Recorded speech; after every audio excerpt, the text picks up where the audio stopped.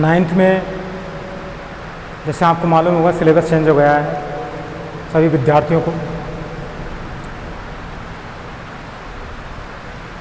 उसमें 4 किताबें हैं सामाजिक विज्ञान में, जिसमें से एक है हिस्ट्री का, यानी कुछ पार्ट है उसमें विश्व की, भारत की, इतिहास की यानी चर्चा की गई है।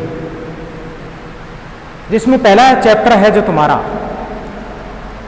उसमें है फ्रांस की क्रांति।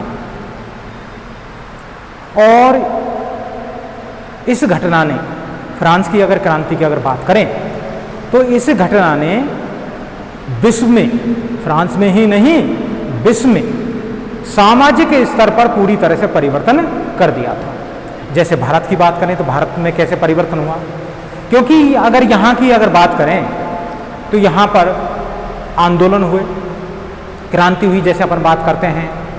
ऐसी क्रांतियों को अगर जब वहाँ के लोग, जब भारत के लोगों ने इस तरह को सोचा कि अगर वहाँ के लोग ऐसे क्रांति कर सकते हैं और अपने देश की सत्ता को हटा सकते हैं, निरंकुश राजवंश को हटा सकते हैं, तो अपन अंग्रेजों को क्यों नहीं भगा सकते। इसी आधार पर भारत में भी 1857 की क्रांति हुई। अन्य जगह ऐसे छोटे मोटे आंदोलन हुए, राष्ट्रीय स्तर के भी आंदोलन हुए। तो इस फ्रांस की क्रांति का सामाजिक स्तर पर बहुत बड़ा महत्व है। ऐसे भी अगर देखें 42वें संविधान संशोधन के द्वारा जो 1976 में भारत में, भारतीय संविधान में समानता, स्वतंत्रता,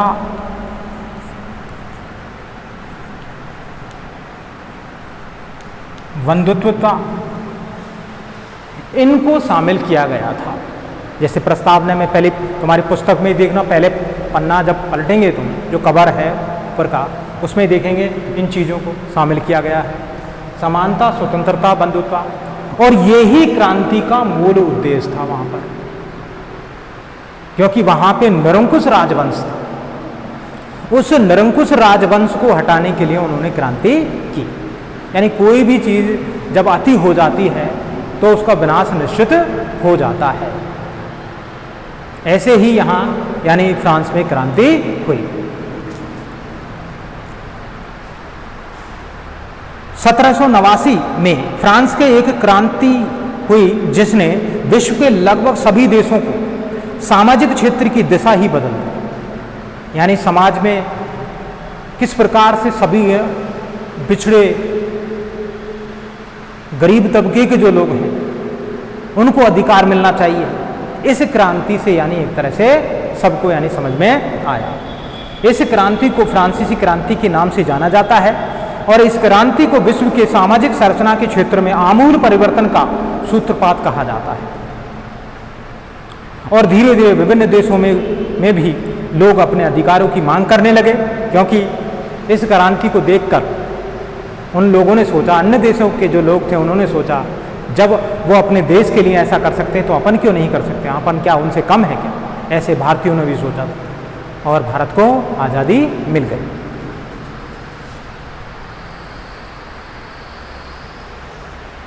वहीं धीरे धीरे विभिन्न देशों में भी लोग अपने अधिकारों की मांग करने लगे और वहां भी छोटी मोटी क्रांति और आंदोलन होने लगे। किस क्रांति को देखकर? फ्रांस की क्रांति को देखकर ऐसा होने बदलाव आया। इसमें क्रांति होने का कारण क्या था? यहाँ पर सबसे बड़ी बात बता दूं आपको, यहाँ पर निरंकुश राजशाही था। यहाँ पर निरंकुश राजशाही था और उस राजा का नाम था लुई 16वें। क्या नाम था? लुई 16। यानी एक तरह से नाम तो उनका फिक्स था, एक लुई, और इसके बाद में 16वें 17वें इस तरह से मतलब नाम दादा परदादा कर, क्योंकि जो राजवंश होते हैं यानी राज, जहाँ पर राजतंत्रात्मक शासन व्यवस्था होती है वहाँ वो शासन वंशानुगत होता है, यानी पीढ़ी दर पीढ़ी चला आता है। यानी पिता के बाद में पुत्र ही राजा बनेगा। किसी अन्य को राजा नहीं बनाया जाएगा। लेकिन लोकतंत्र शासन व्यवस्था में ऐसा नहीं है। यहाँ पर ऐसा फिक्स नहीं है कि पिता सत्ता में है तो पुत्र भी। लेकिन वर्तमान में अपन परिप्रेक्ष्य में देखते हैं ऐसा होता है, क्योंकि भारत में जो राजनीति है उसका स्वरूप ही बदल गया है। यहाँ पे भाई भतीजावाद चलता है।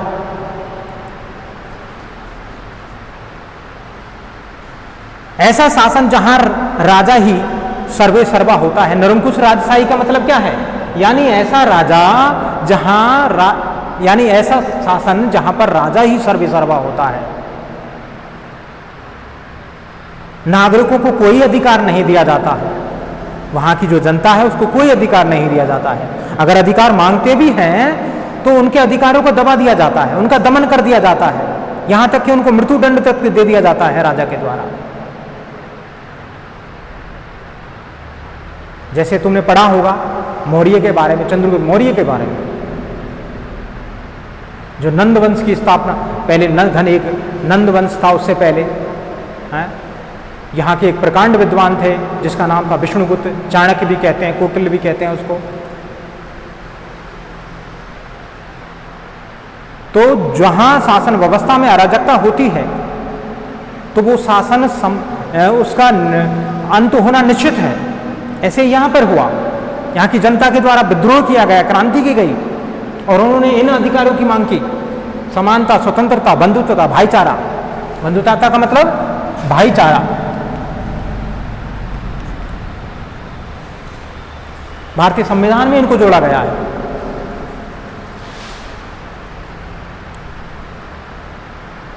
ऐसा शासन जहां की सर्वे सर्वा होता है और वहां के राजा ही सर्वे सर्वा होता है और वहां के नागरिकों को कोई अधिकार प्राप्त नहीं होता है। अधिकार मांगने वाले का दमन कर दिया जाता है और यही क्या कहलाता है? निरंकुश राजशाही कहलाता है। यानी वो क्या कहलाता है? निरंकुश राजशाही कहलाता है। समझ में आया?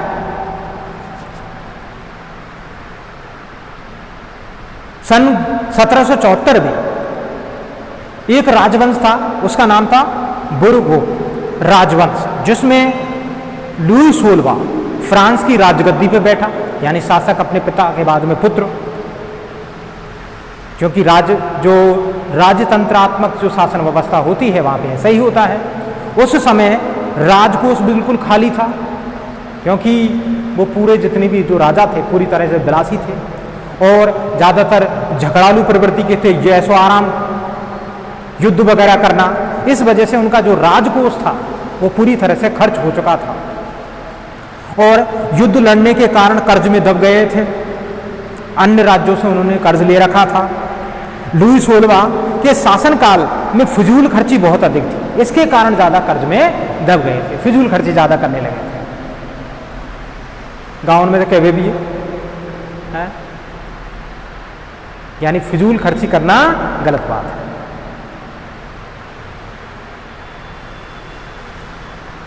केवल तीसरे एसेस्ट वर्ग, यानी इनको यहां पर अगर देखें, फ्रांस की अगर बात करें तो फ्रांस को 3 वर्गों में बांटा गया है। जनता को 3 वर्गों में बांटा गया है। 3 वर्ग थे, 3 वर्ग। और 3 वर्ग कौन से थे? इसमें आते थे किसान, मजदूर, दूसरे में कुलीन, जमींदार, बड़े जो जमींदार होते थे जिनके पास में, वहीं चर्च के पादरी और अमीर लोग।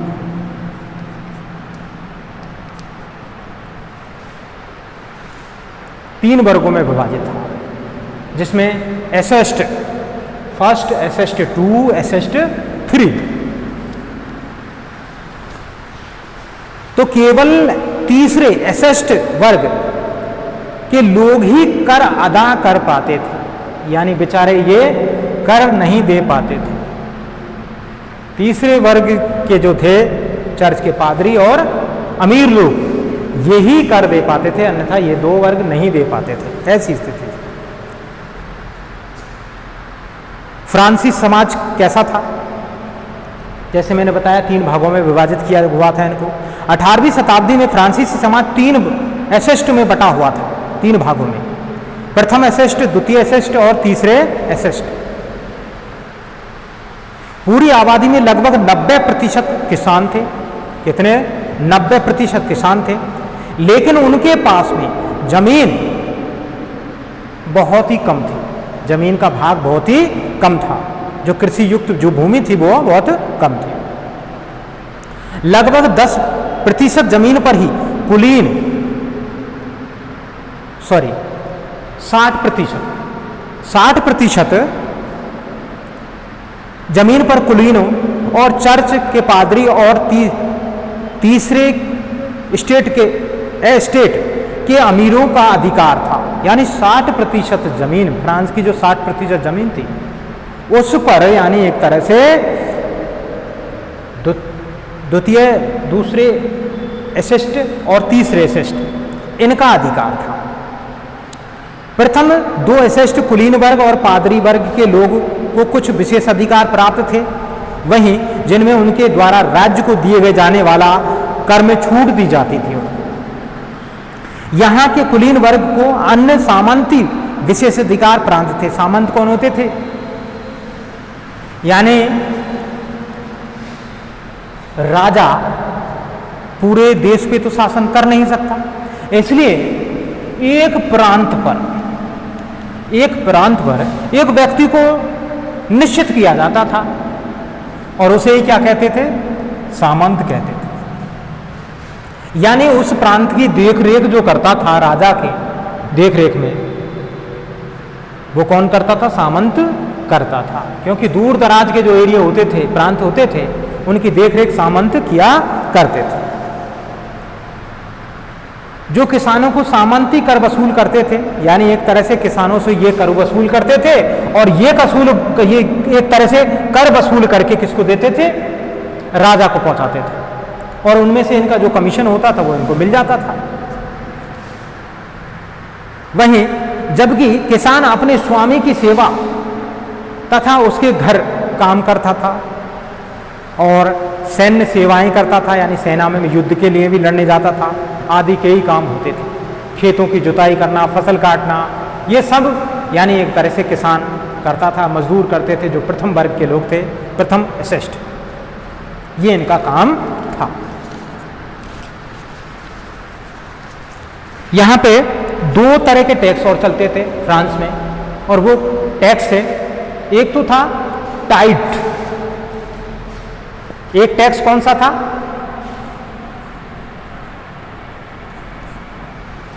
टाइड का मतलब ऐसे मत समझो सरफ है कोई कपड़े धोने का, ये कर है, फ्रांस में लिया जाता था। इसे धार्मिक कर भी कहते हैं, धार्मिक कर। वहीं दूसरा कर है टाइल। एक कर था टाइड और दूसरा कर था टाइल। ये एक धार्मिक कर था टाइड। फ्रांस में चर्चों द्वारा वसूला जाने वाला कर को टाइड कहा जाता था। ये कर कौन वसूल करते थे? यानी जो पोप पादरी जो होते थे चर्च के, वो करते थे। ऐसे अब भी अपन कर देते हैं, बड़े बड़े मंदिरों में जाते हैं वहाँ भी कर देते हैं, क्योंकि वो जो दान पेटी है उसमें डालते हैं, और वो सब जो पैसा वहाँ के जो बैठे हुए मंदिरों में जो पंडे पुजारी वो शुम के ऊपर खर्च करते हैं। नहीं तो वो पैसा कहाँ खर्च होना चाहिए? लोगों की सेवाओं के लिए, निसहाय लोगों के लिए, शिक्षा के लिए, चिकित्सा के लिए।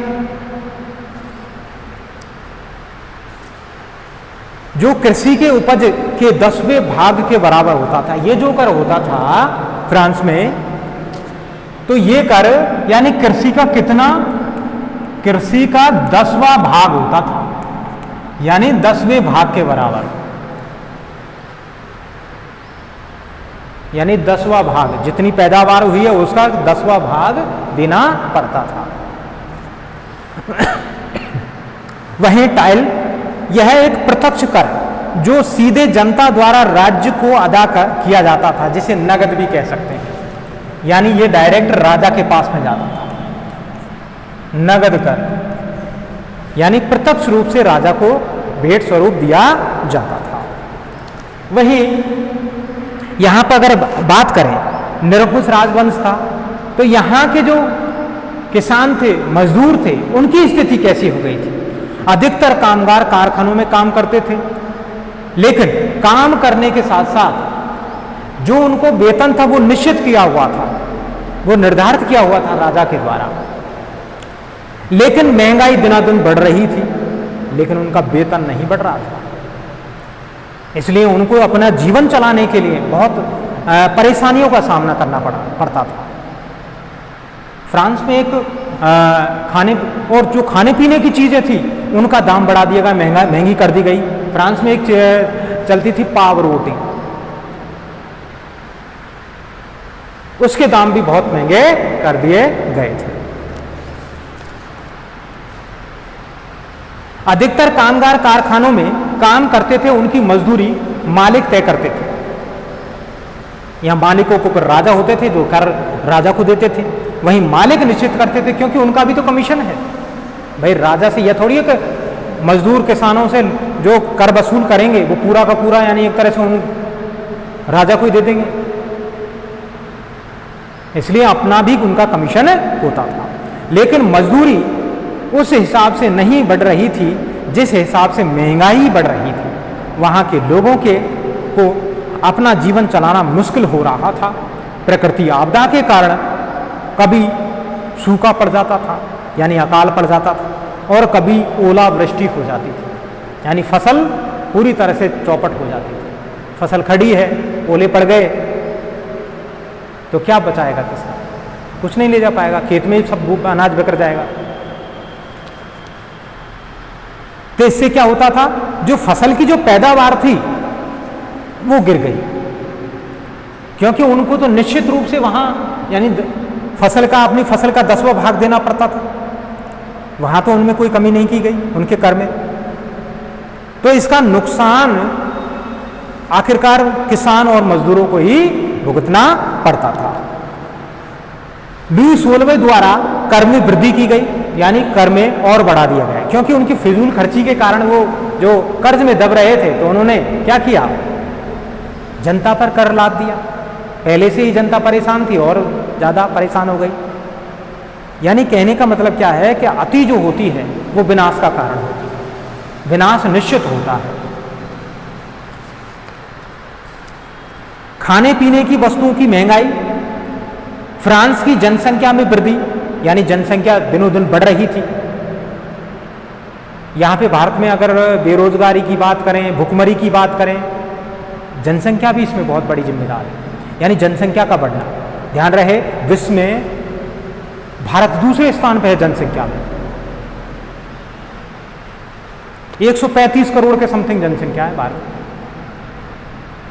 आने वाले समय में अपन ऐसे कह रहे हैं, आंकड़े ऐसे बताते हैं कि अपन चीन को भी पीछे छोड़ जाएंगे, जो विश्व में जनसंख्या की दृष्टि से पहले स्थान पर है। सरकार पर कर्ज का बोझ बढ़ रहा था, इसलिए उन्होंने कर की वृद्धि कर दी राजा ने, यहाँ के फ्रांस के राजा ने। वित्तीय संसाधनों में कमी, यानी जो आय के जो स्रोत थे उनकी कमी हो गई, और बार बार युद्ध की मार, यानी एक तरह से, क्योंकि सबसे बड़ी बात है, जिस राज्य में वहां का राजा अपने आप में पराक्रमी, बुद्धिमानी नहीं होगा, तो उसके राज्य को हर कोई हड़प लेगा, उसके प्रांतों को। ऐसे ही अपने प्रांतों को बचाने के लिए लुई 16वें अन्य पड़ोसी देशों से लड़ता झगड़ता रहा, युद्ध करता रहा, और स्थिति ऐसी हो गई कि उसको संभालना मुश्किल हो गया था। इसी कारण फ्रांस की क्रांति होना संभवतः तय हो गया था। फ्रांस की क्रांति के प्रमुख कारण क्या थे? खाने पीने की वस्तुओं की महंगाई होना, यानी वस्तुओं महंगी हो गई, खाने पीने की जो वस्तुएं थी, जिससे लोग उनको खरीद नहीं पाते थे, इतने पैसे नहीं थे। यानी एक सबसे बड़ी बात, अर्थशास्त्र में एक टॉपिक तुम पढ़ोगे, मुद्रास्फीति। किसे कहते हैं मुद्रास्फीति? अपन पढ़ेंगे। यानी एक तरह से उस देश की जो मुद्रा है उसका अवमूल्यन हो जाना, गिर जाना, उसकी अंतर्राष्ट्रीय स्तर पर उसकी रेट गिर जाना। जैसे कोई चीज पहले 10 रुपये में मिलती थी, कोई भी चीज, कोई भी वस्तु जो खरी खाने की, पहनने की 10 रुपये की मिलती थी, आज वही 20 रुपये की मिलती है। तो इसे कहते हैं मुद्रास्फीति। ऐसी स्थिति फ्रांस में हो गई थी। ऐसी स्थिति होने के कारण वहाँ के किसान, मजदूर, धनाढ़ लोग थे, वो तो खरीद पाते थे। जैसे तीसरे तबके के ये लोग थे, चर्च पादरी और अमीर लोग जो थे, तीसरे एसिस्ट थे जो थे। एसिस्ट मतलब यानी वर्गों में वर्ग थे। कर में वृद्धि हो जाना, यानी राजा के द्वारा ज्यादा से ज्यादा कर लागू कर दिए गए। लुई सरकार का निरंकुश शासन प्रणाली होना, यानी अपने जनता के प्रति यानी एक तरह से दया भाव न दिखाना, अत्याचारपूर्ण दमन करना, उनके अधिकारों को दबाना। वहीं मजदूर और व्यापारियों और किसानों का शोषण करना, यानी उन पर तरह तरह के कर लाद दिए गए। वहीं दार्शनिकों के विचार, यानी एक तरह से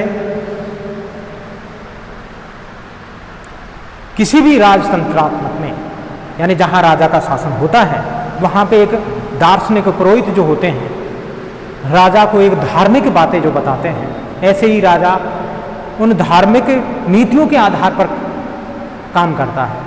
राजनीतिक, धार्मिक, सामाजिक सभी नीतियां, ऐसे ही धार्मिक नीतियां होती हैं, उनके आधार पर काम करता है। तो दार्शनिक की बात भी यानी इनको ये नहीं मानते थे। कौन? लुई सोलवे। जो वहाँ के जो विचार थे, दार्शनिकों के विचार थे, उनको ये फॉलो नहीं करते थे। आज बस इतना ही और कल पढ़ाएंगे। Thank you.